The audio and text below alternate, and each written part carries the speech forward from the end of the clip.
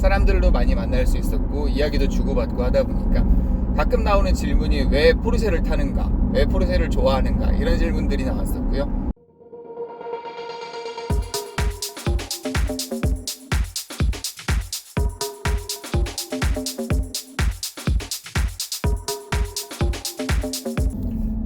오랜만에 제 차를 가지고 새 차를 하러 가는 길입니다. 벌써 이 차도 3년을 넘게 탔는데요. 저한테는 이 차가 두 번째 카이엔이에요. 예전부터 제 드림카이기도 했었고요. 막상 타보니까 만족스러운 점도 많아서 저한테는 과분하다는 생각도 있지만 지금도 즐겁게 타고 있는 차입니다. 패밀리 SUV로서 손색 없는 차 같고요. 첫 번째 카이엔은 카이엔 디젤을 탔었어요. 1년 만에 여기저기 돌아다니면서 35,000km 정도를 탔었는데 그때 폭스바겐의 디젤 게이트도 터지고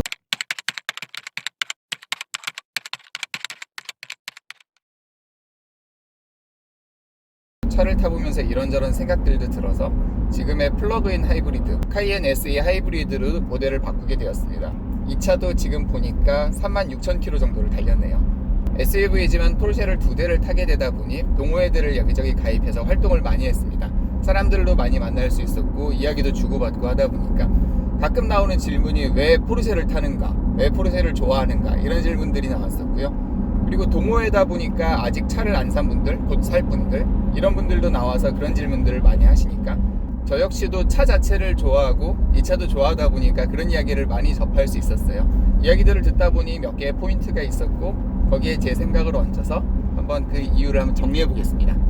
새 차 가는 길까지 다 끝나야 될 텐데 그게 좀 걱정이네요.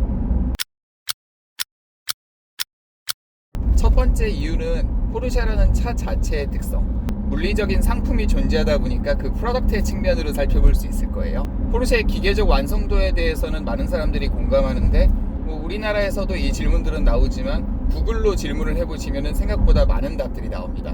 차 자체가 작고 날렵하고 빠르다, 그러면서 가볍고 운전자가 원하는 대로 차가 반응하고 흔히 말하는 잘 가고 잘 서고 잘 돌고 이런 측면에 굉장히 충실하다, 그러면서도 연비를 잘 뽑아주고 한마디로 효율성이 좋다는 얘기겠죠. 운전하는 즐거움 자체가 좋다. 엔진음이나 배기음이 특히 매력적이고 가속했을 때 카랑카랑하게 치고 나가는 느낌이 장점이다.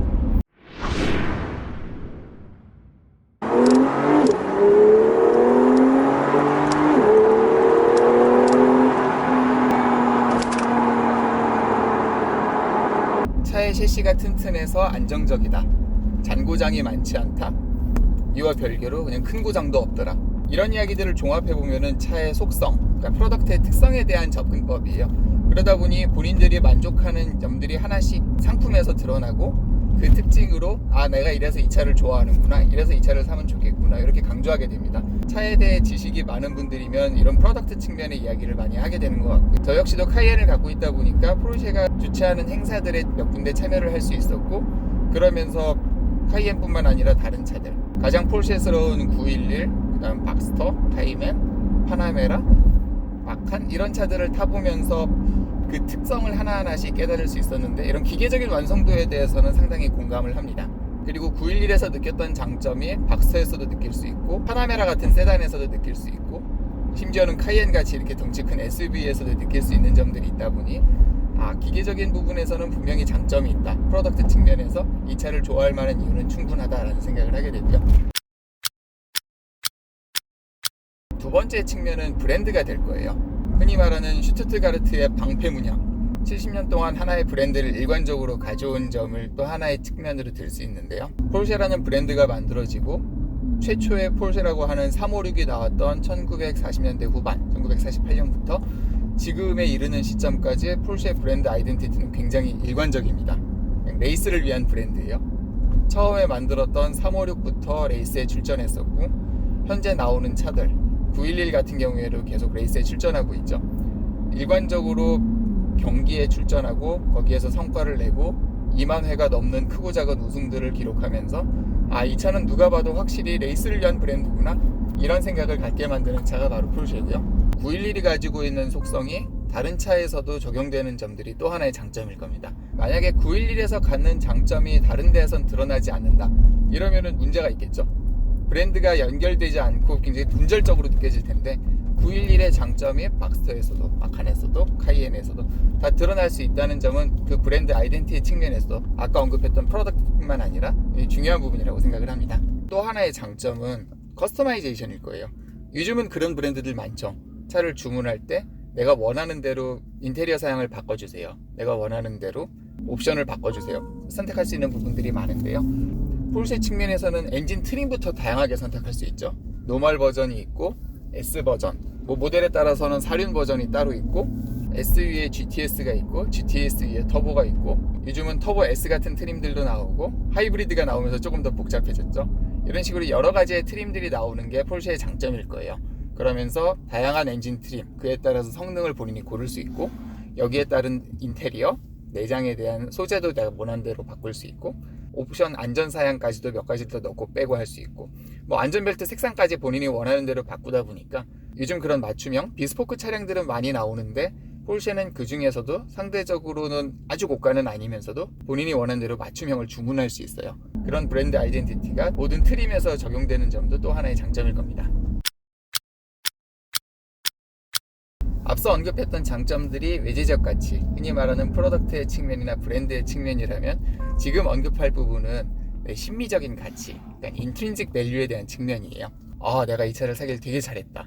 어떤 차를 사왔던 간에 내가 만족을 할 수 있는데 그중에 포르쉐라 느낄 수 있는 부분이 있고 한편으로는 이 차가 일종의 사치제죠. 그 사치제라는 측면 때문에 갖는 장점들이 또 있을 겁니다. 우리가 흔히 말하는 럭셔리 굿즈에 대한 열망이라고 볼 수 있을 텐데 이 부분에 대해서는 심리적으로도 정리된 내용들이 좀 있어서 최근에 나왔던 리포트 중에 좀 공감 가는 부분이 있었어요. 브리티시 콜럼비아 대학의 교수들이 정리했던 부분인데